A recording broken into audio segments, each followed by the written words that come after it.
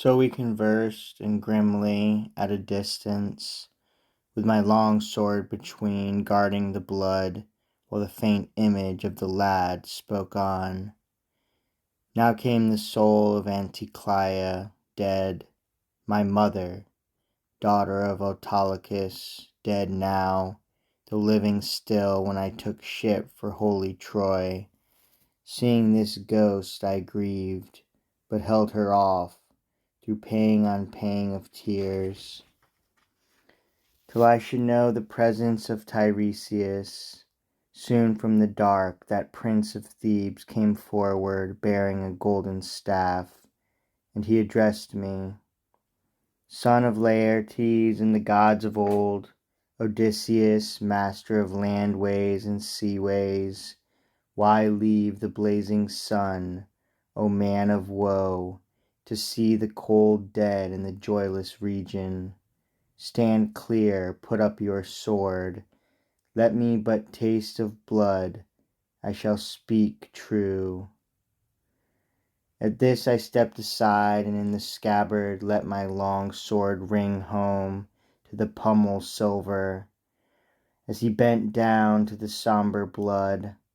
Then spoke the prince of those with gift of speech: Great captain, a fair wind and the honey lights of home are all you seek, but anguish lies ahead. The God who thunders on the land prepares it, not to be shaken from your track, implacable, in rancor for the son whose eye you blinded. One narrow strait may take you through his blows: denial of yourself, restraint of shipmates. When you make landfall on Trinacia first and quit the violet sea, dark on the land you'll find the grazing herds of Helios, by whom all things are seen, all speech is known. Void those kine, hold fast to your intent, and hard seafaring brings you all to Ithaca. But if you raid the beeves, I see destruction for ship and crew.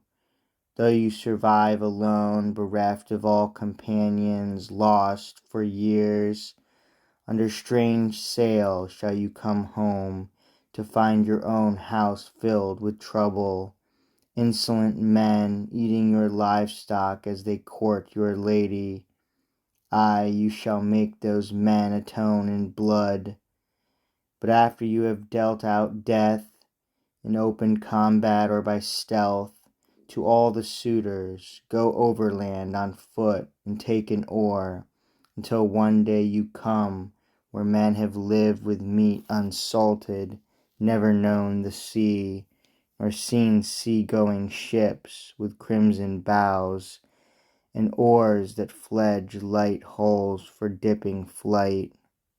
The spot will soon be plain to you, and I can tell you how. Some passer-by will say, What winnowing fan is that upon your shoulder? Halt, and implant your smooth oar in the turf, and make fair sacrifice to Lord Poseidon.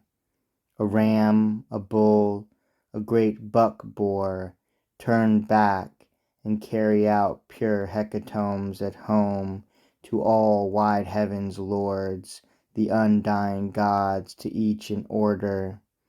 Then a sea-born death, soft as this hand of mist, will come upon you, when you are wearied out with rich old age, your country folk in blessed peace around you. And all this shall be just as I foretell. When he had done, I said at once, Tiresias, my life runs on then as the gods have spun it. But come now, tell me this, make this thing clear. I see my mother's ghost among the dead, sitting in silence near the blood. Not once has she glanced this way toward her son, nor spoken. Tell me, my lord, may she in some way come to know my presence? To this he answered, I shall make it clear in a few words, and simply. Any dead man whom you allow to enter where the blood is will speak to you and speak the truth, but those deprived will grow remote again and fade. When he had prophesied, Tiresias' shade retired lordly to the holes of death, but I stood fast until my mother stirred, moving to sip the black blood. Then she knew me and called out sorrowfully to me,